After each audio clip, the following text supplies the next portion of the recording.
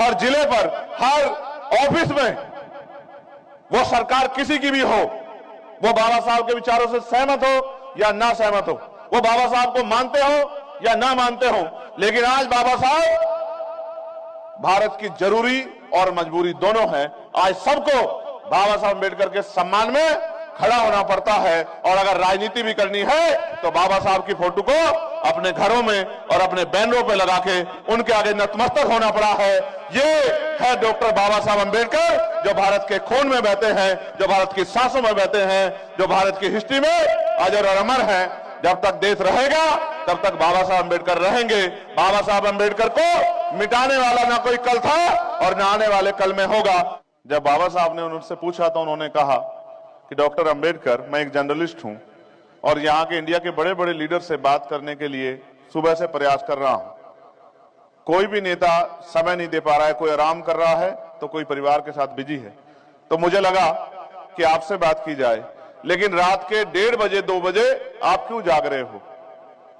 तो बाबा साहब ने एक ही लाइन में जवाब दिया कि उनका समाज जाग रहा है इसलिए वो लोग सो रहे हैं, और मेरा समाज सो रहा है इसलिए मैं जाग रहा हूं। आप सभी को विश्व रत्न महामानव डॉक्टर बाबा साहब अम्बेडकर की 134वीं जयंती की आपको हार्दिक बधाई पेश करता हूं और मुबारकबाद देता हूं। हमारे लिए ये सिर्फ दिन नहीं, हमारे लिए दुनिया है, क्योंकि अगर बाबा साहब अम्बेडकर ना होते तो शायद हम लोग आज ये मान सम्मान का जीवन प्राप्त नहीं कर पाते। कोई अपने माता पिता को भूल सकता है, हालांकि भूलना तो नहीं चाहिए। कोई अपने गांव को भूल सकता है, अपने जिले को, प्रदेश को भूल सकता है, लेकिन हम में से एक भी यहां ऐसा नहीं है जो डॉक्टर बाबा साहब अम्बेडकर को भूल जाए, क्योंकि हमने ये महसूस किया है कि बाबा साहब अम्बेडकर ने किस तरह का जीवन जीकर हमारे लिए जो मुश्किलों के रास्ते थे उनको आसान बनाए। प्यारे साथियों, डॉक्टर बाबा साहब अम्बेडकर आजाद भारत के पिता भी हैं, फादर ऑफ नेशन भी हैं, क्योंकि जब देश आजाद हुआ था तो अंग्रेजों की यह शर्त थी कि अगर हम भारत को आजाद कर भी दें तो भारत गवर्निंग कैसे होगा, भारत की क्या भारत को के लोगों को वो सब हक अधिकार और अवसर प्राप्त हो पाएंगे जिसके लिए जिनका वो अधिकार रखते हैं। दुनिया में घूमने के बाद बाबा साहब अम्बेडकर के रूप में भारत को संविधान निर्माता मिला, जिन्होंने 2 साल 11 महीने 18 दिन में पूरी दुनिया का सबसे प्यारा संविधान, सबसे सुंदर संविधान, भारत का संविधान बनाने का काम किया। ये हम सबके लिए गर्व की बात है। उस संविधान की वजह से टुकड़ों में बटा भारत, जातियों धर्मों में बटा भारत एकजुट हुआ, और वही अधिकार आज प्रधानमंत्री के बेटे को है, और वही अधिकार आज भारत में किसान मजदूर के बेटे को भी है। ये अगर संभव हो पाया है तो ये बाबा साहब अम्बेडकर के संघर्षों से और भारत के संविधान के रूप में जो आजादी उन्होंने हमें दी है, ये उसी की वजह से संभव हो पाया। मैंने अपने जीवन में ये महसूस किया है कि हम बाबा साहब को जानते तो हैं, मानते भी हैं, लेकिन उनकी शिक्षाओं पे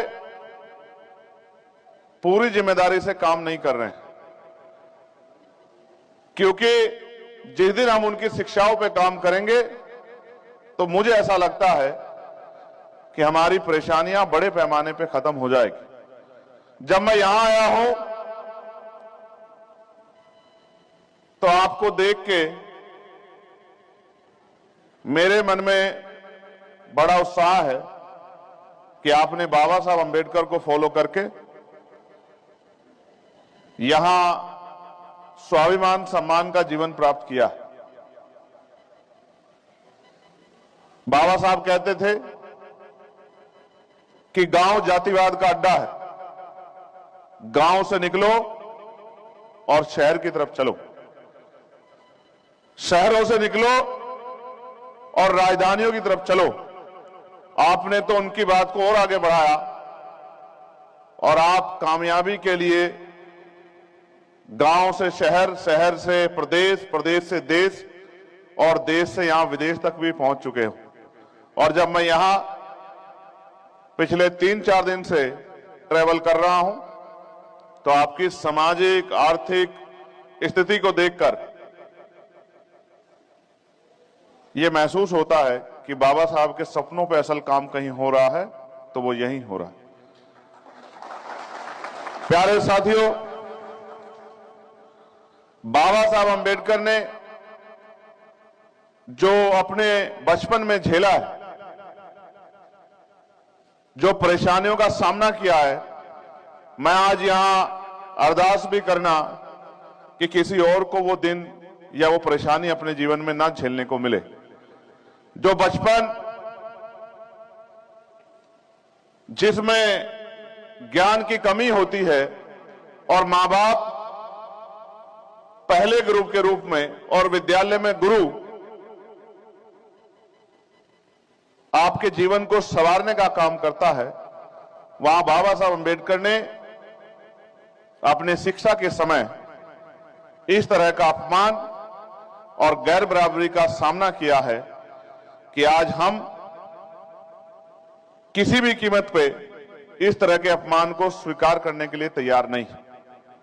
हालांकि यह भी सच है कि जिस देश से मैं आया हूं वो देश तो बड़ा सुंदर है, लेकिन आज भी वहां ऐसी घटनाएं होती हैं जिनको सुनकर मन कांप जाता है। अभी कुछ दिन पहले राजस्थान के एक गांव में सिर्फ मटकी छूने पर एक बच्चे को पीट पीट के मार दिया गया। जब उस बच्चे की वीडियो मैंने देखी तो मेरे मन में बड़ा क्रोध पैदा हुआ और मुझे बाबा साहब याद आए कि जो बाबा साहब उस समय सह रहे थे, उस मानसिक सामंतवाद से अभी भी देश आजाद नहीं हुआ। हालांकि बाबा साहब ने हार नहीं मानी।